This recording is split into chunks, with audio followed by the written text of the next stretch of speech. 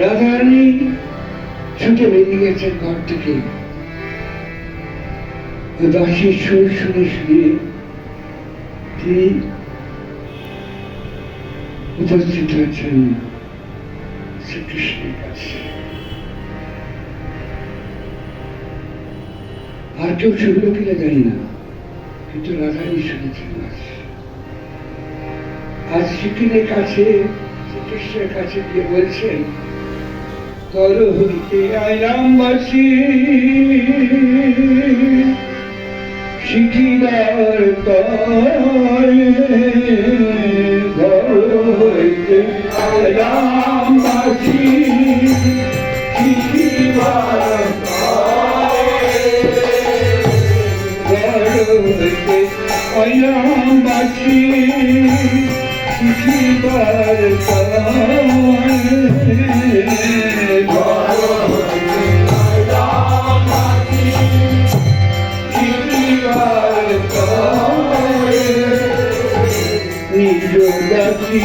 বলে বাকি শিখাও আমারে,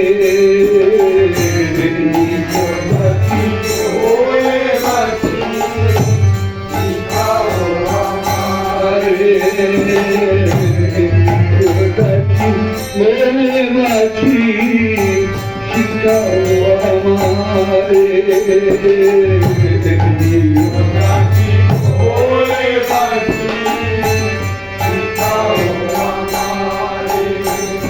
কোন রঙেতে সাউরাও শুনতাম, কোন রঙেতে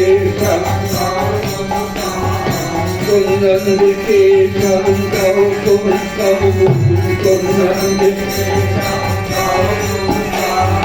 কোন রঙের গানে বলে যমুনায় গান, কোন রঙের গানে বলে যমুনায় গান, কোন রঙের গানে বলে যমুনায় গান। তোমার পাখি কোন ছুড়ে যমুনা উজানে বয়, জীবন মৃত্যুর দিকে না গিয়ে অমরত্বের দিকে যায়। কি যে সুখ! তাই বলছেন, কন্যান দেখে চান গাও কলকাতা, কন্যান দেখে চান গাও কলকাতা, কন্যান গানে বল যমুনায় গান,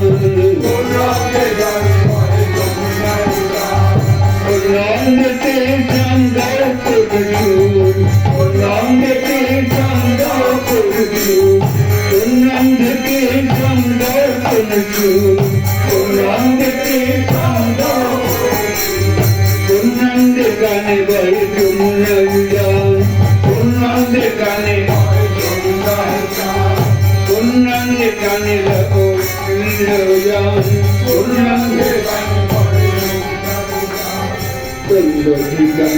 পদ্ম ফুল ফোটে, পদ্ম ফুল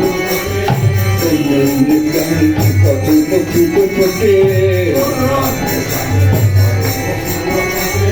কন্যাঙ্গে গানে রাধার প্রেম লুটে, কন্যাঙ্গে গানে রাধার প্রেম লুটে, কন্যাঙ্গে গানে রাধার প্রেম লুটে, কন্যাঙ্গে গানে রাধার প্রেম লুটে। কৃষ্ণ বলছেন,